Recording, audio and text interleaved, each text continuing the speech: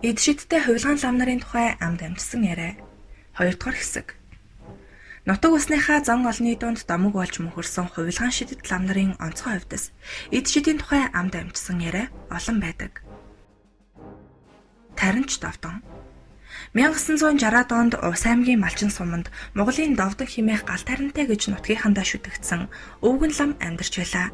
Тэрбээр элдв өвчтэй хүмүүс өөрөөс нь аврал ирж ирэхэд хэдхэн тариндаад эдгэждэг байжээ. Шүдэн өвдөд байж чадаад ирсэн хүмүүсийн шүдийг ганц тариндаад согоггүй эдгэдэг байсан гэлцдэг.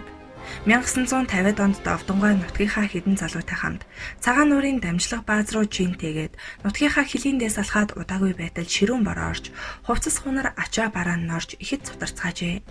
Хагас өдрийн газар бороо дундуур сажилж цангаж ядарсан Довдон тэнгэр онгойж бороо зогсмогцсон хөтдөө хандаж хэдүүл ачаа хөсгөө буулгаж тэмээнийхээ нурууг амрааж цай хоол хийж идэн байгаа.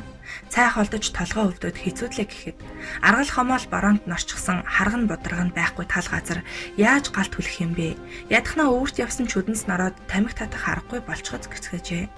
Довдонгой нөхдөө тойруулж харснаа би нэг арга бодъё гэж итгэлтэй хэлэхэд түүнийг шүдэж биширдэг залуус дуртаяа буудлаж нойтон аргал хомоол түүж ирцгээжээ.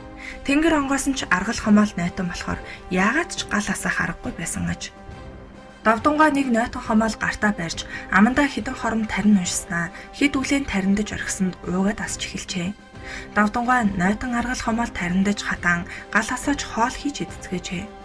Шал нойтон аргал хомоол тариндаа тасаачихна гэдэг гайхалтай хувьдас шүү гэж хамт явсан жинчин нөхд нь бахархаж ярьдаг байв. Гал таринтай хүн ийм эд шидтэй байдаг гэлцдэг. Довдонгой зарим хүмүүсийн өвчнийг эдгэхийн тулд зузаан төмөр галд улаасгаж галаас гаргамагц хилээрээ шар хийдэл долооход өнгө нь хуурч хүрэнцээр хүрдэг. Тухайн хүний өвчин шаналгаа өргөс авсан юм шиг арилдаг байсан тухай шүтэн бишрэгчд нь өдгөөч бахархан хуучилсаар байдаг. Нэг хавар нутгийн настай хөвгшний бие муудаж Довдонгойг залж иржээ. Довдонгой шоо орхисноо. Танах цагаан өвгөний сэтэрхийлэг шаардлагатай юм байна. Би цагаан сэрх сэтэрлэж өгөмз. Сар бүрийн 15-нд сэтэртэй ямаагаа арцаар ариулж байх хэмээн айлтгад хөвгшний сэтгэл зовсон янзтай.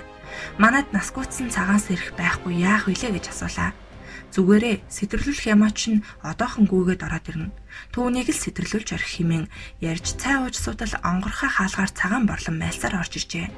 Довдонгой тэр борлон намын хүчээр дуудсан нь тэрвэжээ.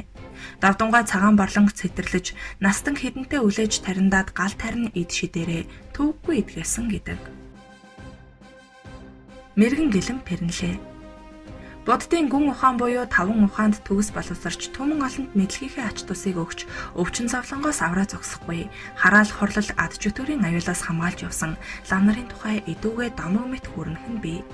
Тэрхүү домог басан лам нарын нэг нь Сэлэм хэмээх пэрнлээ бөгөөд тэрбээр Хинтээ аймгийн Идэрмэг сумын нутаг Үлзэт хошуугаар нутаглаж байгаад 1960-ад оны ихэр өөд болсон байна.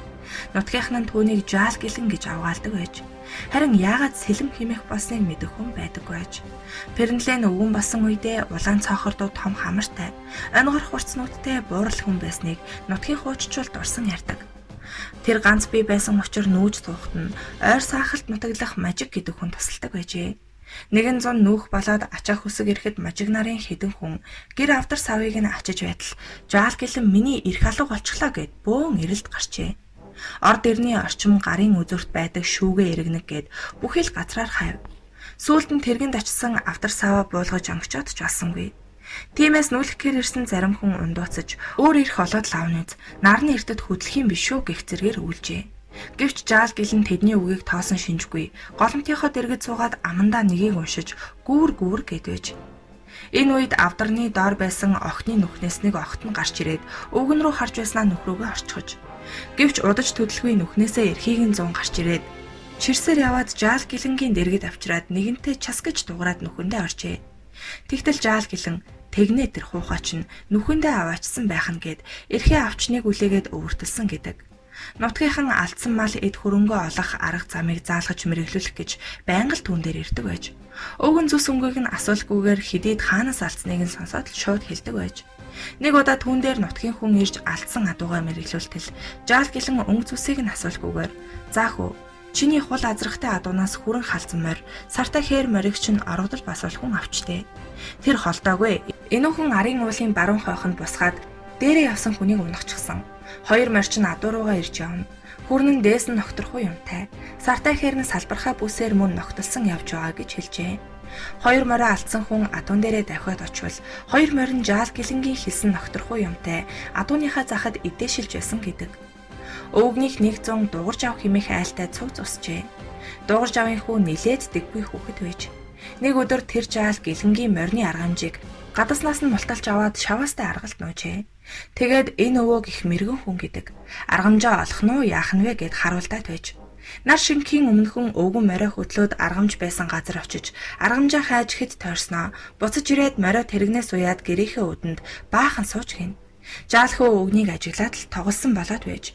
Тэгтэл өвгөн босоод шууд л шаваастай аргалд очиж нуусан аргамжийг аваад гэр рүүгээ ирж явахдаа хүүд дэггүй дамшиг хуухай гэж хэлчихэд морой аргамжсан гэдэг. Пернлега цаг үргэлж ном уншиж суудаг байсан бөгөөд түүний гэрт өөрийнх нь ор нэг авдар тогооны иргэнээс бусад зайд нь ном судар дэлгүүрийн бараа шиг л овоолоостай хураасан байдаг байж. 1920-ад оны сүүлчээр жаал гэлэнг залуу байхад хуучин Сэцэн хаан аймгийн Сүжигт байсан хошууны засаг. Тэргүүн зэргийн тайж хэрэгмийг 1888 онд залгамжлан авсан. Дэмжиг анжил тайжийн бие өвчилж ойр хавийн отож марамт нар болон мэрэгэн төргөн хүмүүсээр үзүүлж эм таан уулгаж гүрэн ном уншуулад тусыг эсолжээ. Залгагдаж ирсэн хүмүүс хошуу ноёноо үзээд таны бие удахгүй илааршин гэх боловч улам дардаад байж. Нэг өдөр ноён өөрийн хатан лувсан гомпилд хандан энэ хүмүүс намайг хуураад байна уу? Эсвэл юу ч мэдэхгүй болохоор сэтгэл засгаас өөр үг хэлэхгүй байна уу? Жаал гэлэн авчирч үзүүлэх үү хэмээжээ. Алдарт дууч гэж Монгол улстай алдарсан Богд хаанд хүртэл уянгат сайхан хоолоогоороо дуулж нэр хүнд алсан хатан лувсан гомпил. Тэгээ дээ. Жаал гэлэнгийн үг хатуул гэдэгтэй. Гэхэд ноён үнэн үг хатуу байдаг юм да. Тэгэл эднүс түүнээс цэрвж байгаа хэрэг гээд Пернлэг гэлэнг авчирхаар болж шадар хяан морджээ. Жаал гэлэн залгадаж ирээд ноёны өмнө мэрэг төлөг тавьж сүйд болсончгүй. Шууд л ноён тоо таны насны хэмжээ дууссан байна шүү дээ. Одоо эмч домч энэ тэрийг залж хөрөнгө өрөөд яах вэ гэж гин.